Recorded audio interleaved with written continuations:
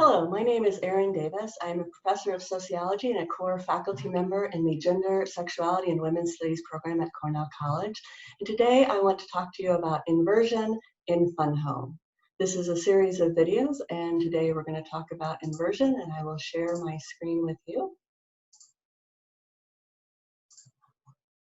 So inversion is a key theme in this novel. Bechdel presents Bruce and Alison as inversions of each other in some important ways, as well as being inverts. Alison thus defines and fashions herself in comparison to her father. She both identifies with and against him. On page 15, she says, "I am Spartan to my father's Athenian, modern to his Victorian, butch to his Nelly, utilitarian to his aesthete." While Butch Nelly is just one of the inversion Bechdel notes, these oppositions may also be conceptually tied together, as Bechdel later describes herself as being nicknamed Butch, as self-descriptive, cropped, curt, and at any rate the opposite of sissy, noting that her father was a big sissy. So while the oppositional comparisons start with a focus on Alison's preference for the unadorned and purely functional, this becomes tied to gender aesthetics in chapter 4. She says, "What kind of man but a sissy could love flowers this ardently?" And on page 93, "If there was ever a big pansy than my father, it was Marcel Proust."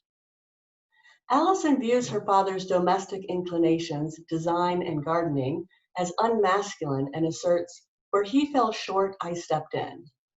Further, she states, "While I was trying to compensate for something unmanly in him, he was attempting to express something feminine through me." Even the similarities between them become ways that Bechdel differentiates them. Bechdel describes how her father cultivated the male yard assistants and babysitters like orchids, and that she admired their masculine charms herself, that she was a connoisseur of masculinity at a young age. Expanding on their, quote, shared reverence for masculine beauty, on page 99, Bechdel notes that Alison wanted to embody the masculine where Bruce desired the masculine beauty of other men. Bechdel also uses the antiquated clinical term invert to describe Bruce and Alison. While she notes its imprecise and insufficient defining of the homosexual as a person whose gender expression is at odds with his or her sex, she further writes, "But in the admittedly limited sample comprising my father and me, perhaps it is sufficient." The term invert and the inversion of her father and herself speak to her personal experience and identity development. Quote, "Not only were we inverts, we were inversions of each other." End quote, page 98.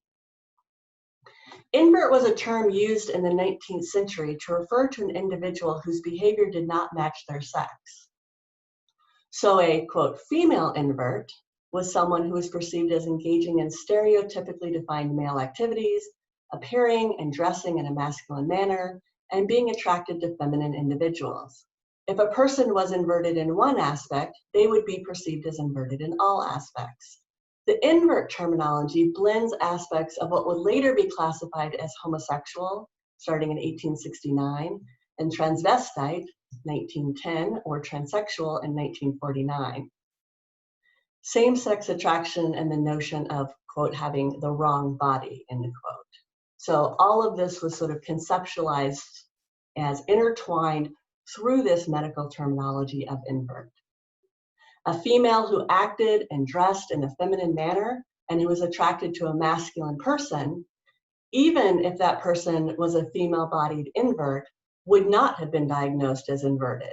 In fact, this would not have been seen as something needing diagnosing or labeling. It is only the combination of who you are attracted to. Are you attracted to someone who's masculine and feminine? Do you act in a masculine and feminine manner? Do you dress in a masculine and feminine manner? All these things were seen as tied together. So again, things that were seen as stereotypically masculine or feminine, if someone who was seen as one sex engaged in a behavior that was classified as part of something for the opposite sex and dressed in that way and was attracted to people who were sort of not seen as in line, that person would be labeled an invert. The term heterosexual was not used until the end of the 19th century, around 1868, and was initially a diagnosis for abnormal sexual interest in the opposite sex. It is not until the early 20th century that heterosexuality acquired its current connotations. In the West, the procreative, non-procreative divide precedes the heterosexual-homosexual divide. People engaging in non-procreative sex, whether same-sex or otherwise, could be accused of sodomy or considered to be a sodomite, but it is not until after the late 19th century that they would be labeled as inverts or homosexuals, or even someone would be labeled a heterosexual. The overall rise in classification in the late 19th century can be traced to urbanization and the increase in anonymity and the decline in community social control mechanisms. Bechdel also references Oscar Wilde's 1895 trials for sodomy as a referential backdrop for examining her father's secrecy, sexuality, and trials, and this is in chapter 6.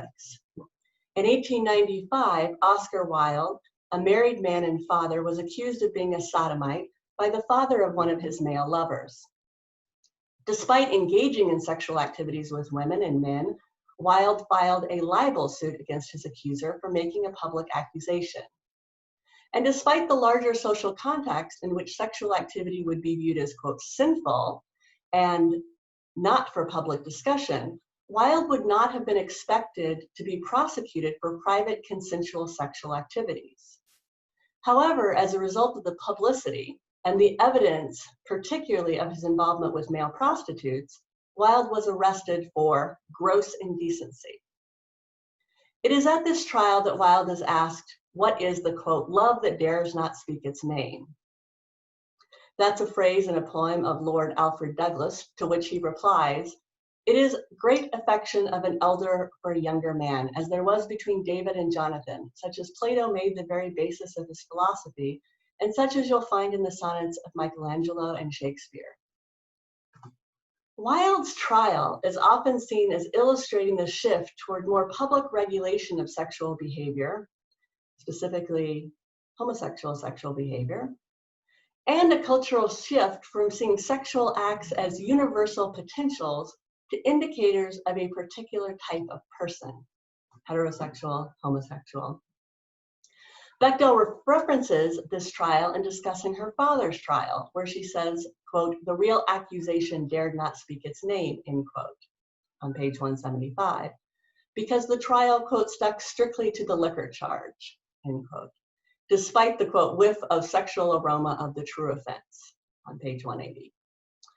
And later notes, quote, my father did not provoke a burst of applause in the courtroom as Oscar Wilde had, with an impassioned plea for understanding of such a great affection of an elder for a younger man as there was between David and John.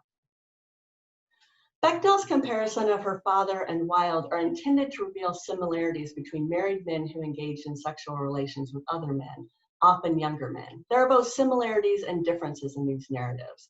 Wilde, like Bruce, did not link his sexual activities to a particular sexual identity. However, male intimacy was a recognized part of his cultural milieu, not publicly flaunted, but not privately hidden. So there's some information about the ways in which inversion is understood, how Alison compares Bruce and herself as sort of opposites of each other, but yet also having similarities between the two of them, and also explaining the notion of the invert, the historical relevance of that term, the ways in which our current day understandings in terms around sexuality are not necessarily reflective of the way we historically have used those terms, or even the impact or importance of those terms to the people living at those times. And so Alison Bechdel in her writing draws on these historical terms to make connections, to find meaning for her own life, but also recognizes, and I think it's important for us to recognize, the historical context in which those terms were used.